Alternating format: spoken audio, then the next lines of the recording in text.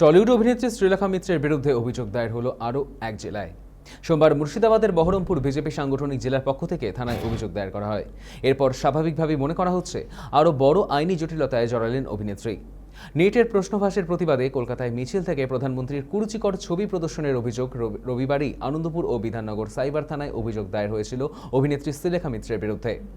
এরপরই রাজ্যের একাধিক জেলায় অভিনেত্রীর বিরুদ্ধে থানায় অভিযোগ করে বিজেপি নেতৃত্বের অভিযোগ, সাম্প্রতিক ছাত্র আন্দোলনকে সামনে রেখে অভিনেত্রী শ্রীলেখা মিত্র দায়িত্বজ্ঞানহীন আচরণ করেছেন এবং সোশ্যাল মিডিয়ায় দেশের প্রধানমন্ত্রীকে নিয়ে যে পোস্ট করেছেন তা অত্যন্ত মানহানিকর ও আপত্তিকর। এই ঘটনার পর পুলিশ প্রশাসনের পক্ষ থেকে বিষয়টি খতিয়ে দেখার যথাযথ আইনি পদক্ষেপ নেওয়ার দাবি জানিয়েছেন স্থানীয় বিজেপি নেতৃত্ব।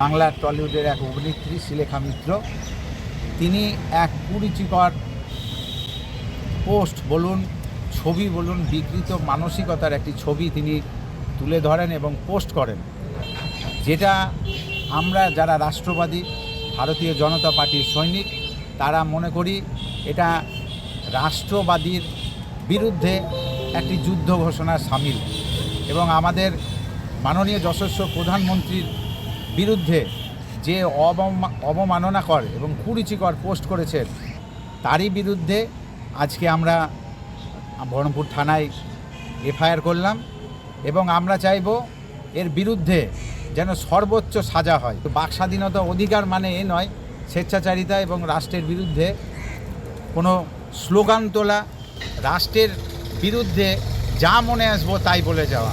এবং আমরা দেখতে পাচ্ছি যে টুকরে টুকরে গ্যাং এই সময় কিন্তু আবার জেগে উঠছে।